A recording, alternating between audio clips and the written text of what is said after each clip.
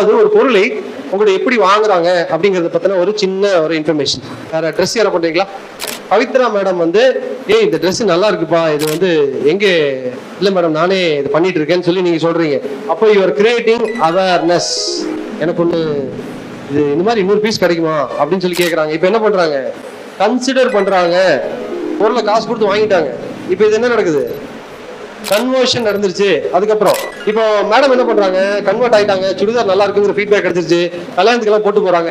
எங்கப்பா வாங்கினா செம்மையா இருக்குப்பா அப்படின்னு சொல்லி எல்லாருமே சொல்றாங்க. இப்போ அவங்க வந்து நான் யார்ட்ட வாங்குறேன் தெரியுமா? மேடம் உங்க கம்பெனி பேர் என்ன மேடம்? வர்ணா ஃபேஷன்ஸ் தான் நான் வாங்குறேன். வர்ணா செம்மையா பண்றாங்க. வர்ணா ஃபேஷன்ஸ். அதெல்லாம் இப்போ லாயல் கஸ்டமரா மாறிடுறாங்க. அவங்க தங்கச்சிக்கு ஒரு ட்ரெஸ் வேணும் அப்படின்னா இப்போ அவங்க தங்கச்சி என்ன பண்ணுவாங்க? அப்படியே சட்டை பிடிச்சி அப்படியே இழுத்துட்டு வா, நீ போ, எங்கேயும் போகாது, எங்க போற?